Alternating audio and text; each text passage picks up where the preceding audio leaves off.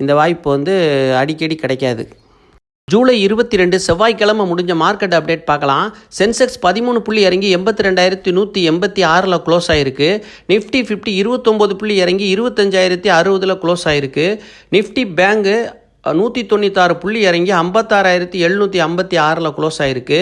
வெளிநாட்டு முதலீட்டாளர்கள் 3,548 கோடிக்கு விற்றுருக்குறாங்க. உள்நாட்டு முதலீட்டாளர்கள் 5,239 கோடிக்கு வாங்கி சப்போர்ட் பண்ணிட்டாங்க.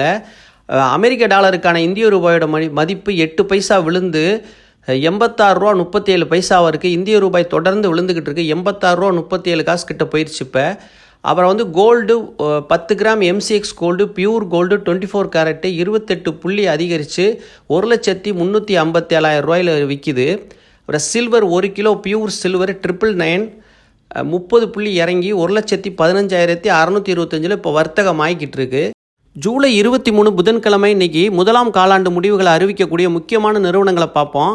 இன்ஃபோசிஸ் முதலாம் காலாண்டு முடிவுகளை அறிவிக்க இருக்கிறாங்க. டாடா கன்சியூமர் முதலாம் காலாண்டு முடிவுகளை இன்றைக்கி புதன்கிழமை அறிவிக்கிறாங்க.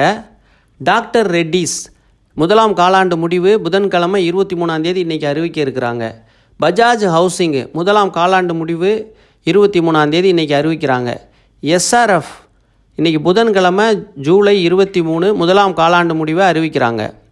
பெர்சிஸ்டன்ட் சிஸ்டம் ஐடி கம்பெனி முதலாம் காலாண்டு முடிவை அறிவிக்கிறாங்க இன்றைக்கி ஜூலை 23. இண்டஸ்இண்ட் பேங்க் முதலாம் காலாண்டு முடிவு ஜூலை 23 புதன்கிழமை. தமிழ் ஸ்டாக்